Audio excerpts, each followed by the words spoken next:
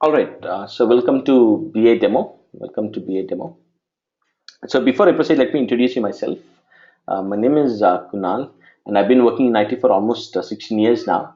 And most of the time, I've been working as a business analyst and as a project manager. To talk about my training experience, I have close to 7 years of experience as a business analyst trainer and as a project management trainer. To talk about project management, I teach CAPM and PMP certification. Okay. And to talk about my education, people, I'm an MBA graduate from San Jose State University, California. I do also hold a PMP certification since July 2006. It has been more than 7 years. I've been working as certified PMP based project manager. Okay, and also, people, right now I'm based in San Diego. I work for a company called as Qualcomm. It's a telecom company that I work for, and I work in the capacity of a project manager. That's my introduction, people. That's my introduction. Okay, fine. All right, people. So here I'm here to give you some basic information about business analysis course. So as part of this, we'll see who the BA is. We'll try to understand roles and responsibility of a BA. We'll try to understand the course curriculum, of course, at a high level. We'll try to understand career path of a BA. We'll do a job comparison between BA job and other jobs in IT. We'll understand the schedule of the training and some additional points. And at last, I would like to conduct a question and answer session. So this is pretty much what will be covered in today's demo session. So let's start with the question: who is a business analyst? Who is this guy? So people, if you see the definition, it says business analyst is one who acts as a liaison or mediator or bridge between business team and technical team. Okay, basically he acts as a mediator between business team and technical team. Okay, fine. So let me elaborate on the same. So what actually it means is, now let's say, people, if this is an IT department. Now let's say if this is an IT department. Okay, so when I say IT department, people, we have two different group of people. One group of people are called as the business team. Okay, and the other group of people are called as the technical team. Okay, and in this situation, people, you have a business analyst. Okay, you have a business analyst who acts as a mediator. That is, on one side you have a business team, and on the other side you have a technical team. One side you have a business team, and on the side you have a technical team. Okay, so basically he acts as a mediator between business team and technical team. Okay, again, being a mediator, what exactly he does, we'll see that in a few minutes from now. Okay, fine. Also, people, let me give you an idea about how this training would be conducted. That is, method of the training. So in this training, what happens, people, let's say if I have to teach a topic, so what happens is, first I shall go through the theoretical part of the topic, then I shall go through the practical part of the topic. Okay, so when I say practical part of the topic, what happens is I shall cover real-time example from my side. Okay, also, people, I will make you work on a real-time example from your side. So talking about important topics, people, what I'll do is I'll make you work on two projects from your side, and I'll make you work on five projects from your side. So I think I was wrong. So two projects from my side, people, that is, I'll give you two project demonstration from my side, and five per project I'll be giving you as an assignment to work on. Mostly, people, every Fridays will be having a presentation. Okay, and people, again, when I say topic, for every topic we'll be telling you stories. It would be a story based learning. I believe in this, people. Stories are really a very nice way to make you understand a subject. Stories will help you to remember the subject for really long time. Okay, so this is the method of the training. Okay, fine. So now, people, let's understand roles and responsibility of a BA. This happens to be the most important part of this demo session. So people, like I told you, for every topic, I have a story. Again, for this, I have a very nice story to tell you.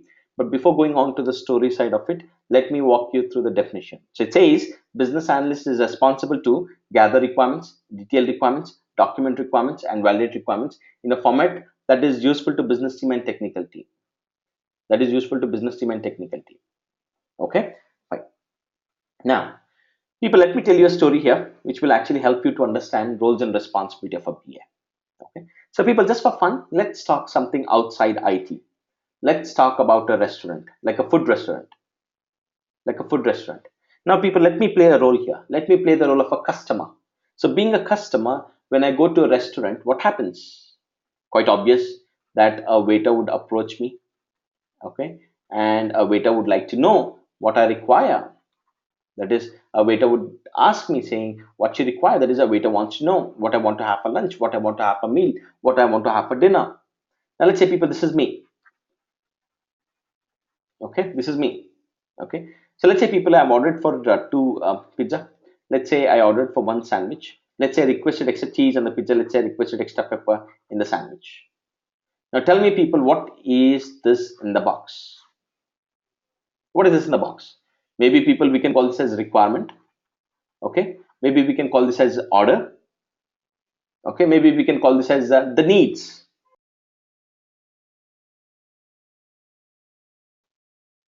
What is a waiter trying to do here? What is a waiter trying to do here?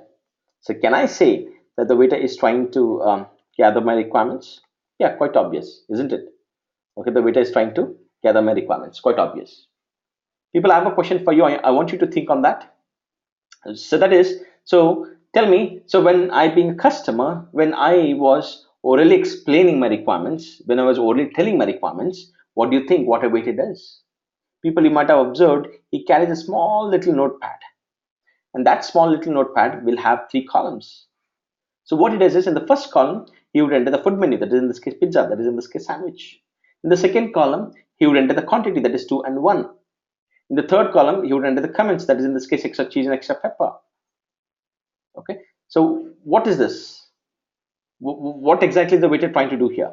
So basically, people, the waiter is trying to organize my requirements, isn't it? Organize, because if you see here, he has put all the food menu in one column, he has put the quantity in another column, he has put the comments in the third column. So that is, the waiter is trying to organize my requirements. And why the waiter has to organize? So basically, people, he organizes so that it is easy for the chef to understand. For the chef to understand. Okay, so that's the whole reason why the waiter would organize. Okay, so in the meantime, people, also we can, instead of using the word organize, we can replace it with the word detail. That is, detail and organize, they mean the same, people. So in that case, we can say that the waiter has detailed my requirements. Also, people, we can say that the waiter has documented my requirement, because this is a documentation in a way. Okay, also people, can you think what he does after he does all these three things? That is, once he gathers, once he details, once he documents, what does he do next? People, have you ever observed a waiter would repeat the order? That is, he wants to cross check, he wants to cross confirm the requirement what he has taken is correct or not. That we call that as validation. We call that as validation of requirement. Okay, and people, so after validates, what he does, he would hand out this requirement to the chef, and we expect the chef to prepare the food based on the requirement given by the waiter, and later on this food will be served to the customer. That's me in this case. So this is typically what a waiter would do. Okay, now the surprise is the BA also does the same thing. The difference is the BA would gather software requirements from the customer. I would like to throw some light here, people.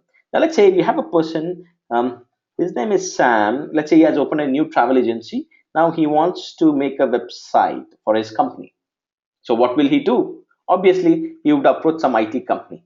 So he would approach some IT company. And now let's say, people, this is me. I work as a BA for this IT company.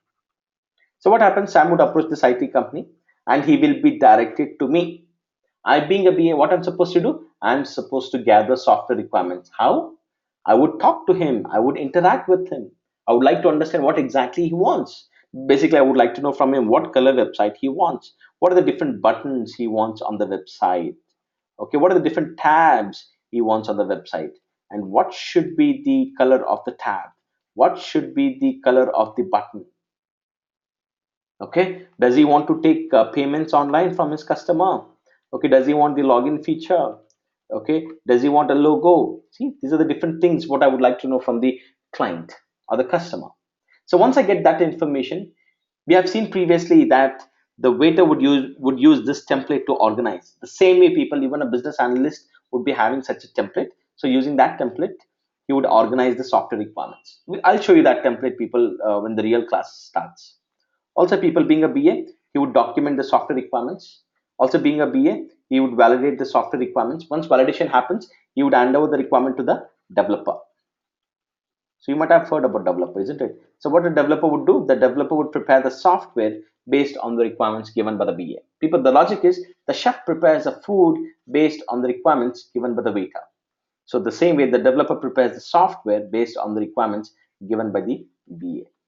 So people, what will happen in the real classes, I will make you understand different methods to gather software requirements and different types of requirements. We will be working on a project.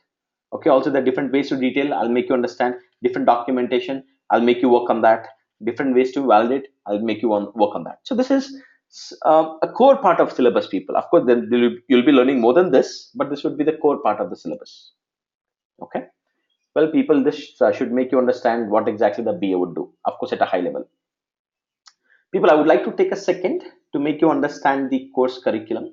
So, well, these are the different modules that will be covered. So, in this, people, business analysis happens to be the main module. Okay, along with that, people, we will be teaching you project management, which is PMP based. If you don't know what is PMP, PMP is a project management certification. It has really great value in the job market. So, the project management that will be taught, it will be based on PMP. Software testing basics will be covered, healthcare domain will be covered, finance domain will be covered, SQL will be covered. So that these are the different modules that will be covered. So I do get questions saying, you know what, I want to get a job as a business analyst. Okay, I want to get a job as a business analyst. Okay, in that case, don't you think so? If I just go through business analysis module, that's enough? Okay, yes, people, that's enough. But the company is trying to teach you these additional modules just because to make you competitive. We want to make sure that you have edge over students coming from other training institute. That's the whole point why we're trying to teach you this additional 5 modules. This will give you a really very good edge once you start attending for job interviews, people. Okay, fine. So now, people, let me give you an idea about the job career path. Okay, I know most of you might be having questions saying, if I start as a BA now, where will I find myself in next 5 years? Where will I see myself in next 10 years? Let me give you an idea, people. So, like I told you a few seconds back, that is business analysis will be covered. Just a second. Okay, that is BA will be covered, project management will be covered, software testing, healthcare domain, finance, and SQL will be covered. So with this combination of syllabus, obviously, people, you are eligible for BA job. Not only this, you can also apply for BA project manager job. So that is, there are so many jobs outside which is very highly paid, which says we need a BA with project management skills. We need a BA who can assist a project manager. And also, people, you can apply for BA QA job. So these are the different kinds of job that you can apply with the syllabus what we're teaching. So you can understand that you'll be eligible for many different jobs, not just BA, many different jobs. Okay. So whatever the first level is, the next level is project manager. After that, you'll be working as a program manager. After that, portfolio manager. After that, management. People, what do you observe here? If you watch throughout, it is all about manager and it is all about management. You see, did you observe that? People, this is purely a non-technical subject.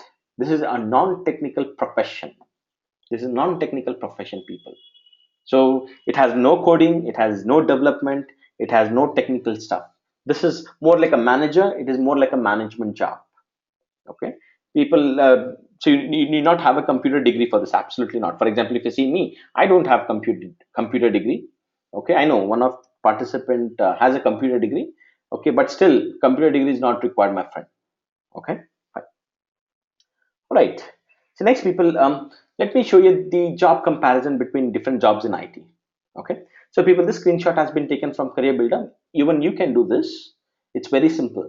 Okay, so people, let's say if you go to careerbuilder.com, so normally you get so just enter whatever job you want in this field. For example, here I've taken .NET developer. So when I search, so these are the number of jobs what I found. Even you can do this. Once I'm done with the demo, even you can do this. So for .NET developer, we have 1483. Okay, fine. Let's see for the other one, for Java developer. So once I search for Java developer, okay, so these are the number of jobs what I found. That is 1913. Okay, fine. Fine. Next, when I search for SAP, okay, okay, so these are the number of jobs what I found, 89. Okay, fine. So again, when I search for BA, people, do you see the difference? It says 9,953. Now it is more, actually. Now it is more. I want you to check, people. Once I'm done with the demo, immediately I want you to check. So question comes, people, how come you have so many jobs in BA? What is the logic here? So let me make you understand.